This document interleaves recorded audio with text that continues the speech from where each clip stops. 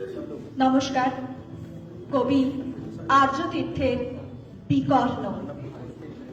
যাজ্ঞসেনীর খুলছে শাড়ি, টানছে ধরে দুঃশাসন। দায় ছিল যার গর্জে ওঠার, নিচু মাথায় সে পাঁচজন। দুর্যোধনের নগ্ন উরু, ইঙ্গিতে তার ধর্ষকান। হস্তিনাপুর দেখছে বসে, ধ্বস্ত হতে তার সোনা। অন্ধরাজা সিংহাসনে আর্ত চেঁচান বৌমাতার। নিজের দলের নির্যাতনে সব রাজা হন নির্বিকার।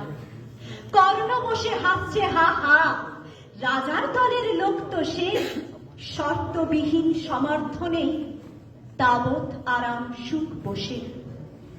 ভীষ্ম দ্রোণ কৃপ নীরব, সরকারি লোক হাজার হোক, রাজার কথাই তোমার কথা, তুমি যখন রাজার লোক। খল শকুনি দেখছে সবই, বস্তুত সে ধ্বংস চায়। ঘরের মাটি লাল হয়ে যাক, দেশ বিভাগের যন্ত্রণায়। সুশীল সভায় ঘটছে যখন রাজ অপরাধ জঘন্য, ঠিক তখনই তার বিরোধে চেঁচিয়ে ওঠেন বিকর্ণ। বিকর্ণ নাম কেউ কেটালো, 100 ভাইয়ের একজনা। তেমন করে এর আগে কেউ তার কথাটাই জানত না। চতুর্গৃহে কারেন্নিরা, অন্তত তা নেই লেখা। ভীমকে যখন বিষ খাওয়ালো, তখনও তার নাই দেখা। কিন্তু যখন প্রকাশ্যতেই কাটছে নারীর আব্রুকেও, স্তব্ধ জিভের চুপ সাগরে বিকর্ণ হন একলা ঢেউ।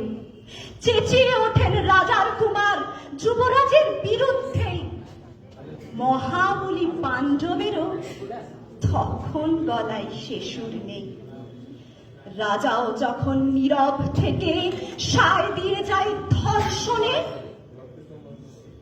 ঠিক তখনই সমস্ত যুগ বিকর্ণদের সর্ষণে।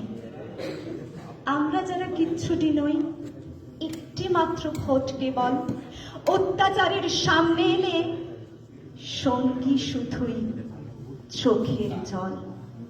পোষ্যভাবে যাক নাচে বাই, অন্ধ এবং নিকর্ণ। প্রার্থনা থাক আমরা যেন একবার হই বিকর্ণ। মরার আগে হতেই হবে রাজার সভায় বিকর্ণ।